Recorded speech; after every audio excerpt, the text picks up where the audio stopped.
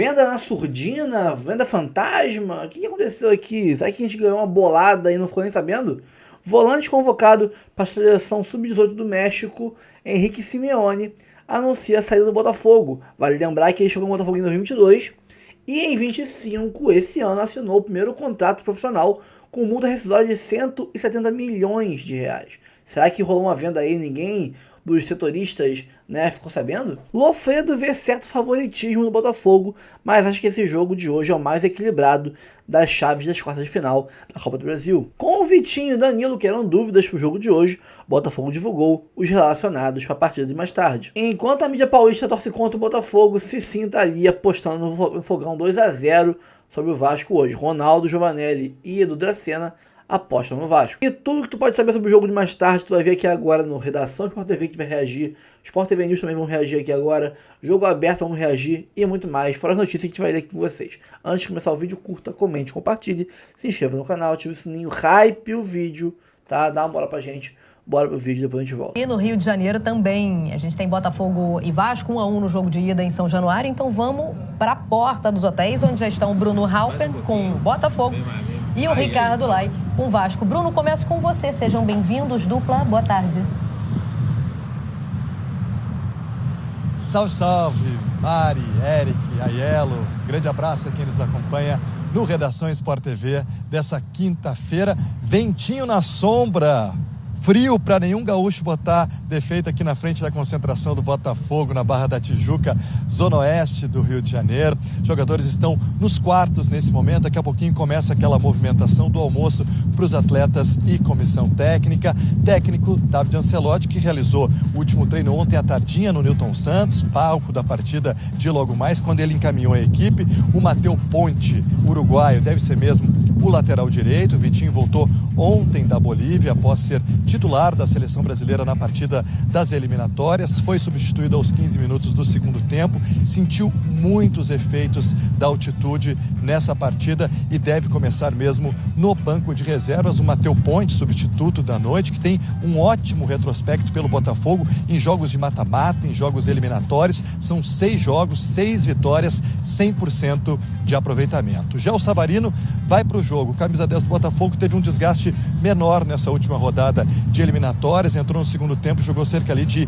25 minutos na derrota da Venezuela para a Colômbia lá em Maturim. A dúvida é quem será o companheiro do Savarino, do Montoro e do Arthur Cabral no ataque. São aí 3 candidatos para uma vaga. Santi Rodrigues, Jefinho e Arthur estão na disputa. O técnico David Ancelotti fez esses 3 testes nos últimos dias e só vai divulgar a decisão aos jogadores horas antes da bola rolar. Um provável Botafogo para logo mais tem o Neto no gol, indo para o seu 3º jogo como titular. Aí o Matheus Ponte na lateral direita, Caio Pantaleão, Barbosa e Alex Telles, Marlon Freitas e Danilo. Aí a grande dúvida, né? Santi Rodrigues, Jefinho, Arthur corre por fora nessa disputa. Aí Savarino, Montoro e Arthur Cabral, provável time do Botafogo para esse que é considerado o jogo do ano por aqui. Afinal, o clube enxerga a Copa do Brasil com a principal chance de título nessa temporada. Por essas e por outras também, que o Newton Santos estará lotado logo mais. Todos os ingressos foram esgotados pela primeira vez em uma partida do Newton Santos nessa temporada. E a expectativa, inclusive, de quebra de recorde de público no ano no estádio. Até agora, o maior público da temporada foi na vitória sobre a LDU pelas oitavas de final da Copa Libertadores, quando mais de 37 mil torcedores estiveram no Newton Santos. O Botafogo que defende aí 3 anos de invencibilidade jogando em casa na Copa do Brasil, são 7 jogos sem perder. O Fogão tentando retornar a uma semifinal de Copa do Brasil depois de 8 anos. Mari, qualquer nova informação aqui da concentração do Fogão, eu chamo aqui no Redação, beleza? Combinado, Brunão. Já a gente vai falar com o Lai também, que tá com o Vasco, né?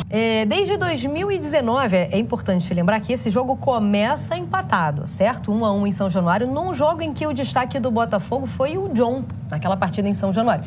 O jogo começa em 1-1, tá? Só que desde 2019, essas equipes não empatam jogando no Newton Santos. Não quer dizer muita coisa, mas eu gosto de curiosidades, então vou trazer aqui. Foi no Campeonato Carioca, tá? 1-1. De lá pra cá, 6 vitórias do Botafogo e 3 do Vasco. Só se enfrentaram em 9 oportunidades nesses 6 anos no Newton Santos. Até porque jogaram em Brasília também, né?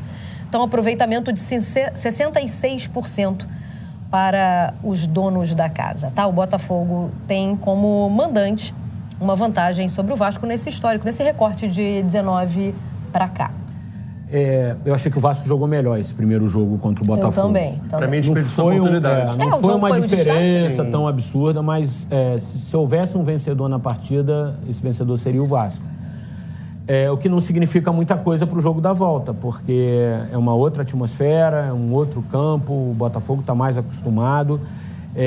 A última impressão do Botafogo foi boa. Eu trabalhei no jogo contra o Red Bull Bragantino pelo Campeonato Brasileiro antes da parada. O Botafogo fez um bom jogo, ganhou bem do Bragantino, boas atuações individuais. Se o Botafogo estabelecer aquele jogo contra o Red Bull Bragantino como parâmetro para hoje, acho que o Botafogo vai bem. Se o Botafogo conseguir replicar o que fez em vários momentos da partida contra o Bragantino hoje à noite contra o Vasco, acho que o Botafogo tem uma boa chance de conseguir a vitória. E aí vai depender muito do que o Vasco tem para oferecer, né? O que o Vasco tem para oferecer aí, Elon? Eu acho que o Vasco tem para oferecer o que eu mencionei há pouco na questão envolvendo a rivalidade. Ou seja, o Botafogo é mais time que o Vasco. Tem mais qualidade. Joga em casa, como disse o Eric, né? Está acostumado a jogar mais no estádio Newton Santos. Mas esse componente, essa rivalidade, eu acho que tem muito, né, da possibilidade de você equilibrar o jogo. Por exemplo, foi o único jogo nas partidas de ida que terminou empatado. Né?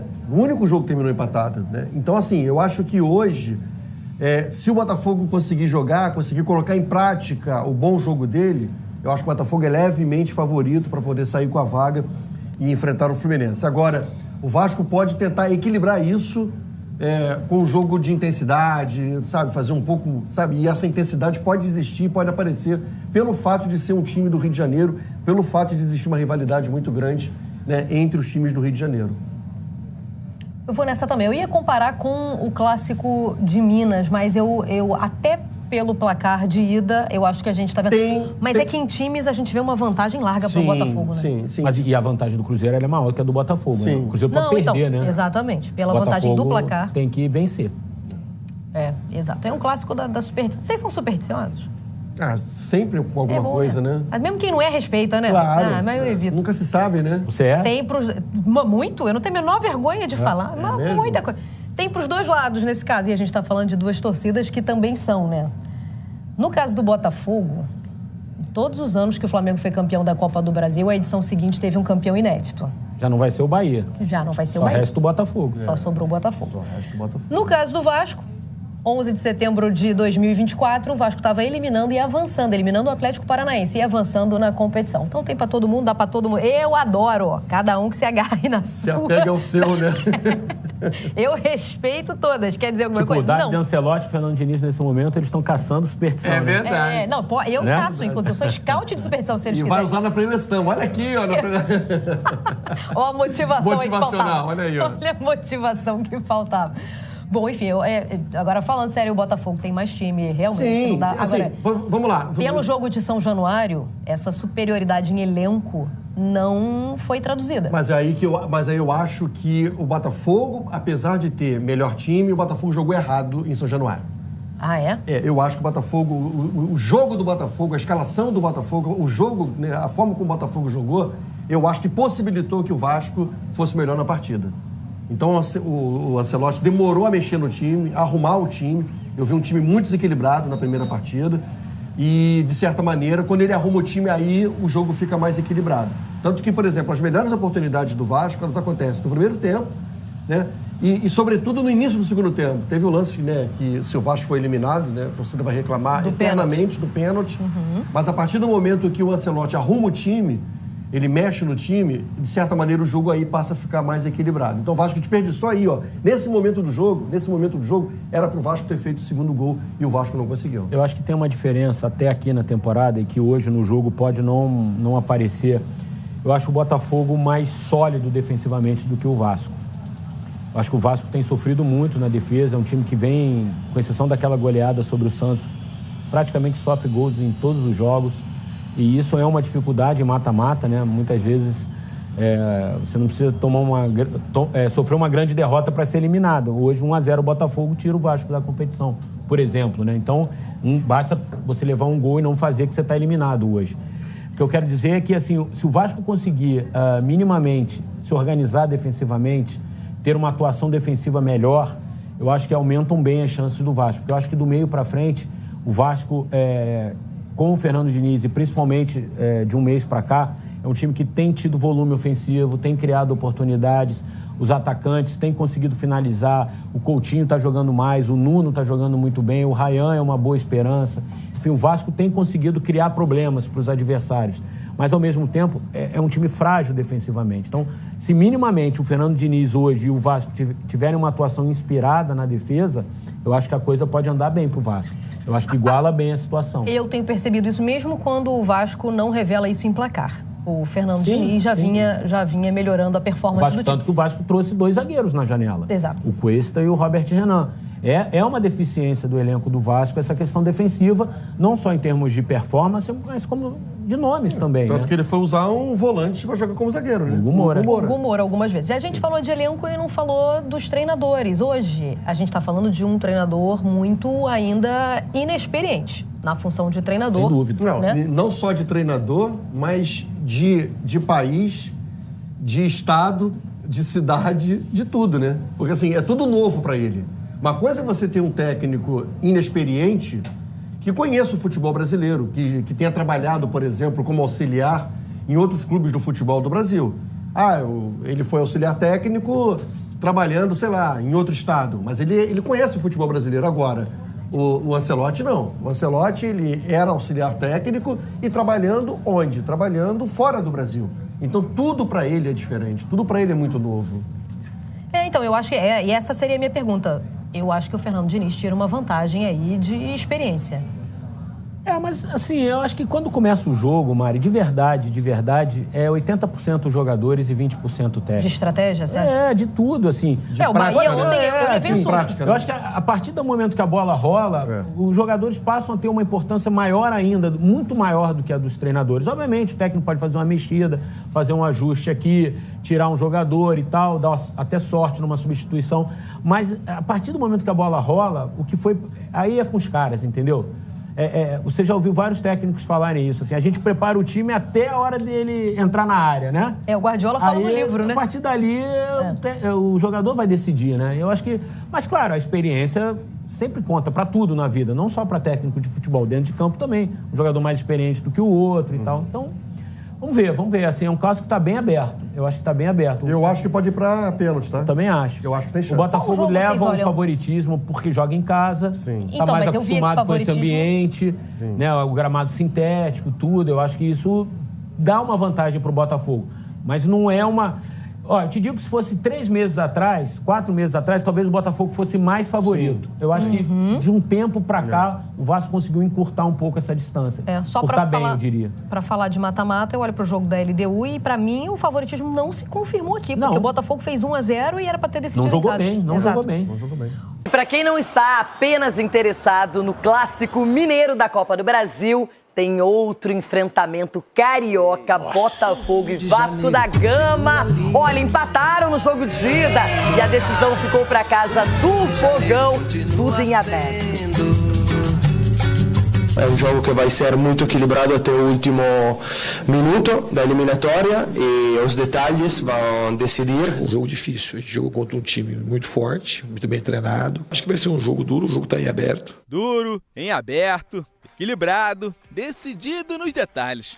É exatamente assim que os clássicos costumam ser descritos. E o segundo confronto entre Botafogo e Vasco não foge disso. Segundo os próprios personagens do jogo, depois do empate em 1-1 na partida de ida em São Januário, só um dos times vai sair classificado do estádio Newton Santos mais tarde. A Copa do Brasil é a grande chance de salvar a temporada botafoguense, depois de algumas decepções, e a única oportunidade de título para o Cruzmaltino, que foi semifinalista em 2024 e neste ano ainda se preocupa com o rebaixamento no Brasileirão. A expectativa é de recorde de público na temporada, superando os 37.131 torcedores que estiveram presentes no duelo contra a LDU pela Libertadores. David Ancelotti tem algumas dúvidas para escalar a equipe. Depois de defender a seleção brasileira diante da Bolívia na altitude de El Alto, Vitinho deve ficar no banco de reservas. Nesse caso, Matheus Ponte seria o titular na lateral direita. Danilo, recuperado de um incômodo muscular, não será problema e vai compor o meio-campo ao lado de Marlon Freitas. Santi Rodrigues, Arthur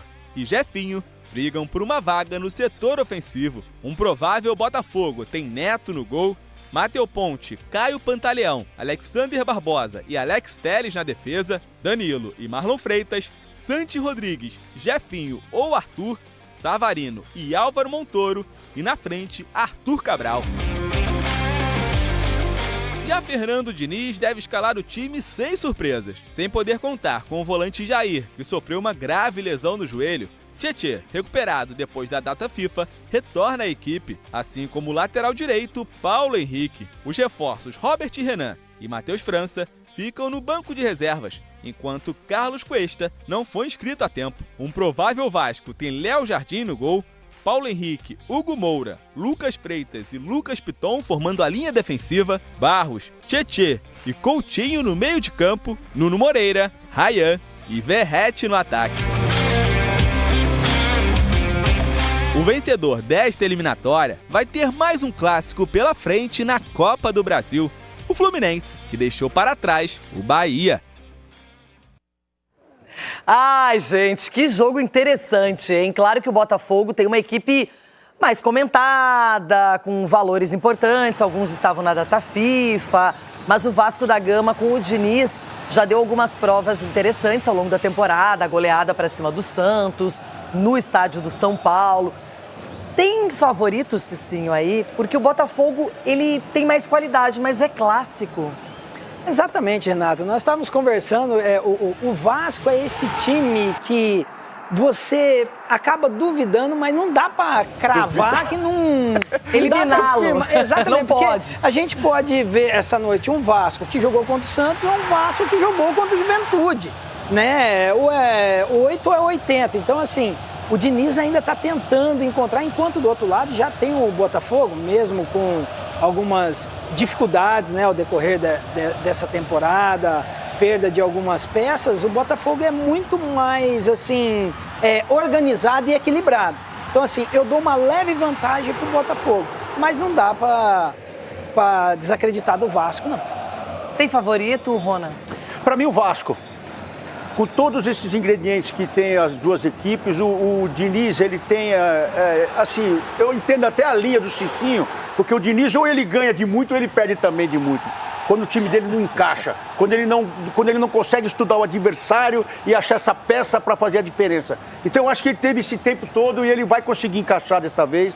E o Vasco aí com o Pedrinho e com o Diniz vai conseguir uma grande vitória hoje. Por quê? Mas eles não jogam. Por quê? Não, então aí que tá. É o em volta do Vasco que vai fazer a diferença. Porque o Diniz é um cara que trabalha muito o campo. E o Vasco precisa desse carinho. E já foi dado pelo Pedrinho. E agora o Diniz vai alinhar essa equipe. E já vou falar até meu palpite aqui. Eita! 2-0 pro Vascão hoje. Pode na casa do Botafogo. Na casa do Botafogo que está ali. No tapetinho. Porque o filho do Ancelotti, não sei se viajou junto lá pra Bolívia, tá com falta de ar. Não. Não foi? Então não tá sem falta de ar, tá respirando normal. Eu diria o seguinte, hoje é a noite do Vascão. Tá com cara de Vascão hoje. Tô contigo. Tá vendo aí? Tô com ele, Renata. Eu acredito bastante no desempenho do Vasco. O Vasco jogou melhor no primeiro confronto, apesar que jogou em casa. Mas como é aquela coisa assim do incógnito. O Vasco é aquela coisa, mas eu acredito que encaixou muito bem com o jogo do Botafogo. Então eu acredito assim, com o tempo de trabalho, o Diniz está colocando a sua maneira de jogar, os jogadores estão já entendendo melhor como é o jogo do Diniz. Então eu acredito que o Vasco leva uma vantagem nesse jogo. Cicinho, palpite. Palpite? Não, tô sem tigo. Não tô com vocês, não. 2-0 Botafogo. Então, só pra igualar as coisas aqui, pelo menos antes do jogo, 2-1 pro Botafogo. Botafogo? Botafogo, bebê. É Vascão hoje. 1-0 Vasco. 1-0? Tá bom também. Vasco. Tá bom. Que coisa, hein? Nos confrontos de hoje, eu imagino que também vão se classificar as duas melhores equipes. Que seriam? O Atlético, o Cruzeiro, em relação ao Atlético. O Atlético está... o Cruzeiro está bem à frente. está muito à frente no Campeonato Brasileiro e está à frente em relação ao desenvolvimento de trabalho que o Atlético vai recomeçar agora. E entre Botafogo e Vasco, eu não tenho a menor dúvida de que eu não posso afirmar nada. Esse tu não vai palpitar? Eu não tenho, assim, acho que esse é dos confrontos todos. Acho que Fluminense e Bahia também era um confronto equilibrado. Mas, óbvio que o fato de ser um clássico mineiro também gera um equilíbrio. Mas Sim. O time do Cruzeiro é nesse momento melhor do que o do Atlético. Mas esse confronto, por mais que o Botafogo esteja melhor no Campeonato Brasileiro, tenha... o Botafogo está se reformando também, né? Sim. O Botafogo o ano inteiro em constante mudança. Então, acho que o Vasco tem condição de equilibrar. Muito bem, vamos colocar na tela para vocês acompanharem junto com a gente, enquanto seguimos conversando, tentando mergulhar nas ideias de André Lofredo, o chaveamento da Copa do Brasil 2025 que está aí para vocês, ó. Neste momento, então, os semifinalistas são Corinthians e Fluminense. O Flu vai pegar o vencedor do confronto entre Botafogo e Vasco da Gama e o Corinthians aguarda o vencedor de Cruzeiro e Atlético.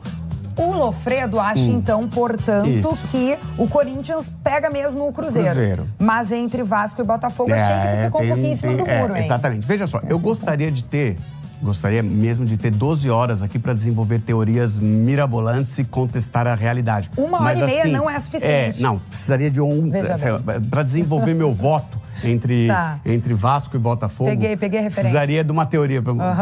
Posso fazer uma teoria mirabolante em 12 horas, mas preciso de 12 horas. Tá bem. Como eu não tenho, então vamos tentar em 1h30. Tá, vamos começar então o debate já desse jogo clássico entre Botafogo e Vasco. Um jogo que tem muita expectativa de público, inclusive de talvez ser o recorde, né, de torcedores no Newton Santos. Mais de 37 mil são esperados. Esse é um público lá do jogo contra a LDU, né? 37.130 e poucos torcedores. Hoje devemos ter muito mais, casa cheia e a torcida tentando empurrar o Botafogo para essa classificação. A primeira partida, Lofredo, terminou empatada. Então, hoje, tudo pode acontecer, o confronto está muito em aberto. Eu te pergunto, tu acredita na possibilidade de daqui a pouco ir para os pênaltis?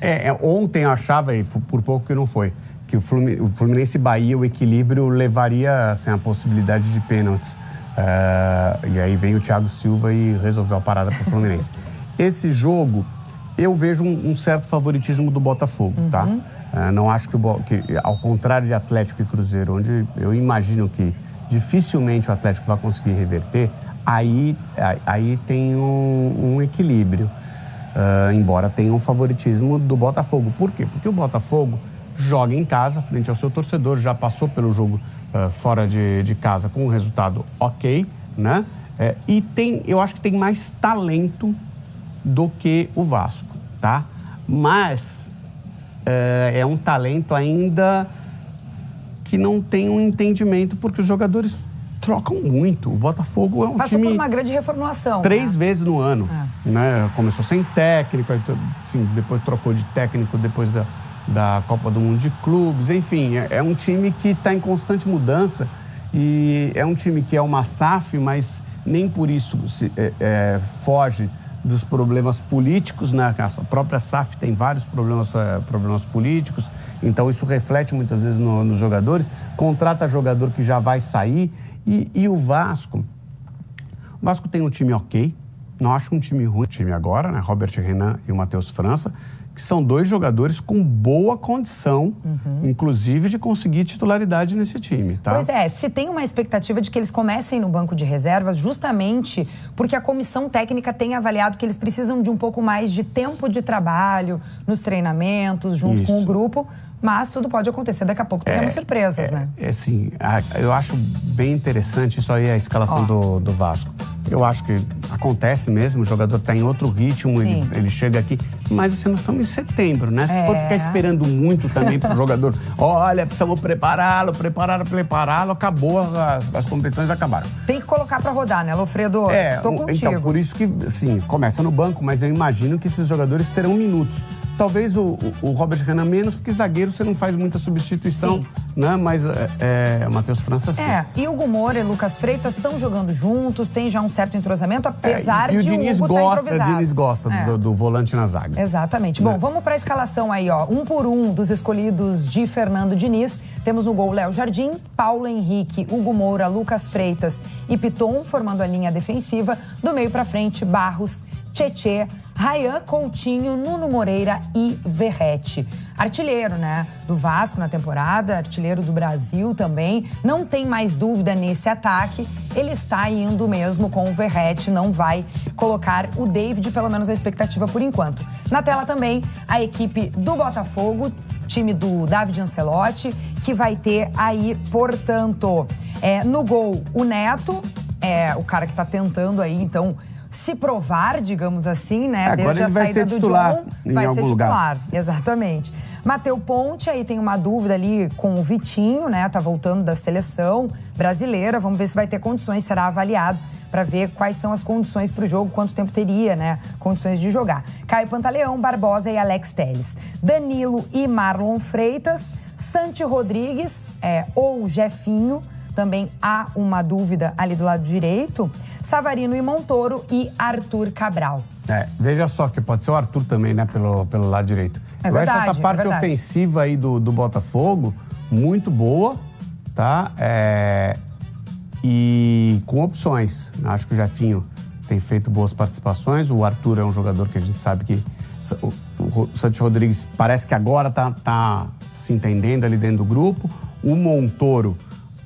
claramente é um jogador ainda em desenvolvimento, mas com muito talento, né? Savarino já provou desde a temporada passada. O Savarino é o remanescente, né, dessa turma aí do meio para frente. E o Arthur Cabral é um bom centroavante. Sim, o Vasco também tem um ataque interessante, que até criou mais opções em relação ao Verratti, né?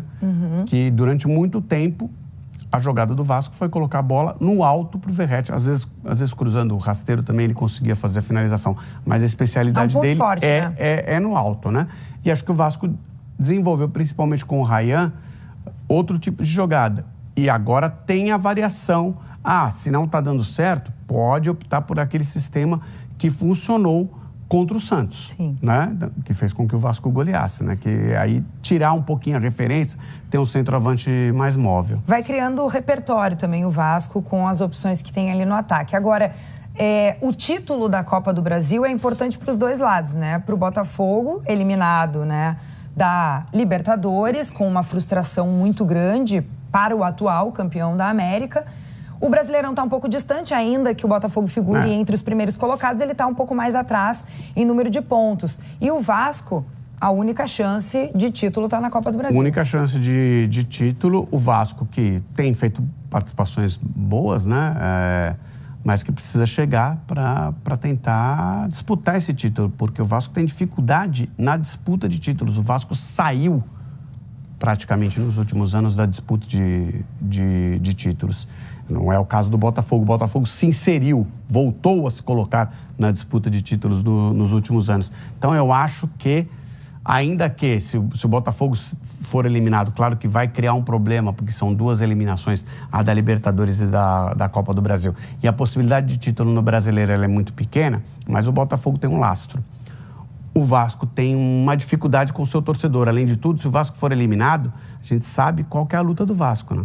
A luta do Vasco é para não cair. Muito mais dura que a do Botafogo.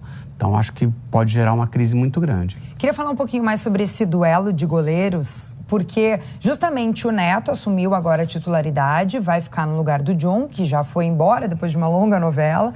E do outro lado, o Léo Jardim, que é uma grande liderança do elenco vascaíno, está na sua terceira temporada no clube e também é um pegador de pênaltis. Isso já aconteceu ao longo da temporada.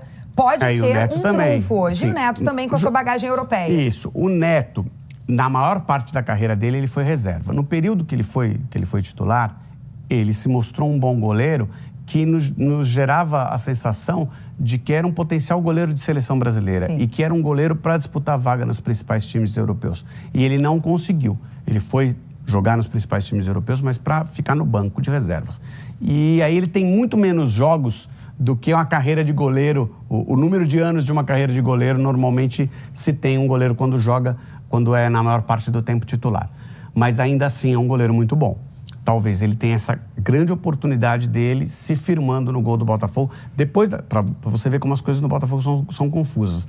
Daquele sai e não sai do John, vai para um time, não vai, depois volta, vai ser titular. Não, e diz depois que quis vai ficar, para o outro. né? Então, enfim, foi meio maluquice. Aí contrata um goleiro porque o goleiro vai sair, aí o goleiro não vai mais sair, talvez o Neto fosse ficar no banco de novo e ele tem essa oportunidade. E para mim o Léo Jardim é um goleiro que disputa a terceira vaga. Eu diria que, na minha cabeça, para o meu pensamento, teríamos 2 vagas de goleiro aberta na seleção brasileira. Acho que o Alisson vai e as outras 2, para mim, elas poderiam ser disputadas. Não acho que seja o pensamento da comissão técnica, mas existe uma vaga sendo disputada e o Léo Jardim está nessa disputa. Muito bem, veremos o que vai acontecer. Bom, aqui estão os relacionados para o jogo de hoje. Léo Link, Neto e Raul são os goleiros. Alex Telles, Barbosa, David Ricardo, Gabriel Bahia, Caio Pantaleão, Marçal, Matheus Ponte e Vitinho são os defensores. O Alan, o Danilo, Marlon Freitas e o Newton são ali os volantes. Meio-campistas são o Joaquim Corrêa, Montoro, Santi Rodrigues e Savarino. E nós temos os atacantes, centroavantes, mais os pontas, né? Arthur Riborne, Arthur Cabral, Cris Ramos, Jefinho e Matheus Martins. Então esses são os jogadores do jogo de hoje. Desfalques aí do Cuiabano, que por ter saído e voltado está fora do bid, né? Para a Copa do Brasil. O Nathan Fernandes, que machucou o braço, né? E o Mastriani também não foi relacionado. Se eu não me engano, são esses os desfalques, né? Não lembro mais nenhum. Acho que são só esses. Os desfalques. Lógico, nós temos aí o Bastos, né? Isso aí a gente não pode deixar de citar. Cara, logicamente esse elenco é mais que suficiente pra gente ganhar do Vasco e com autoridade. Eu acho que se o Ancelotti treinou bem esse time pro jogo de hoje, é pra gente passar o carro no Vasco. Ganhar e com certa autoridade o jogo de hoje. Cara, e o curioso caso do volante Henrique Simeone, que do nada anunciou a sua saída do clube. Né? Jogador jogava aí o Sub-18 do Botafogo, da seleção mexicana, né? Um daqueles jogadores que o Botafogo pegou, tipo, pra encorpar a base, quando começou a SAF, sabe, pegando vários moleques da América do Sul, do Brasil afora e tal, pra montar tanto o Botafogo B, o aspirante, né? Que tinha Jefinho, Newton, Janderson e vários outros, tanto a base também, vários jogadores, o próprio Bruninho Samúdio foi um deles, vários jogadores que a gente foi encorpando a base, porque a gente não tinha base quase nenhuma, né? A base sucateada. Esse jogador, Henrique Simeone, foi um deles. E esse ano ele assinou o primeiro contrato como profissional de 18 anos, mas por 170 milhões de reais. 170 milhões de reais. E do nada ele anunciou saída. Não disse, fez um textinho nas redes sociais, né? Não disse nesse textinho qual é o time que ele vai e tudo mais. Só que eu acho dificilmente o Botafogo dispensaria um jogador que tem uma multa rescisória tão alta, né? E é um ativo do clube. Será que rolou uma venda na surdina da noite aí, na madrugada, nos bastidores, ninguém percebeu, ninguém ficou sabendo? E só agora o pessoal vai procurar saber pra onde que o cara foi, porque ele vai ser anunciado em algum lugar, ou vai ser registrado em algum lugar nas próximas horas. Isso é fato. Ninguém sai de um lugar para nenhum lugar, né? Para lugar nenhum. E aí saberemos para onde ele vai. Mas qual foi o acordo? Só saberemos, provavelmente, né, quando ele for anunciado em algum lugar. E aí saberemos se foi uma compra, se foi um empréstimo, se foi um... Não sei o que pode ter sido. Só que o jogador tem uma multa rescisória de 170 milhões de reais. Esse momento de questão financeira conturbada seria uma boa. Seria uma ótima que às vezes alguém chegasse pagando essa multa. Mas nem sempre é isso, né? Às vezes o Botafogo conseguiu fazer um acordo aí com um valor menor que 170 milhões, mas que fosse interessante, uns 100 milhões, uns 80 milhões, quem sabe. Vamos ver. Próximas horas a gente vai descobrir o que aconteceu com o nosso digníssimo Henrique Simeone, joia da base do Botafogo, de 18 anos. Calma, não vai embora ainda. Aqui em cima tem um vídeo especialmente escolhido para você. E aqui embaixo tem o último vídeo que a gente postou. Corre lá e assiste, é maneiro. E aqui você vai se inscrever no canal. Clica aqui, se inscreve no canal, dá essa moral pra gente. Tamo junto.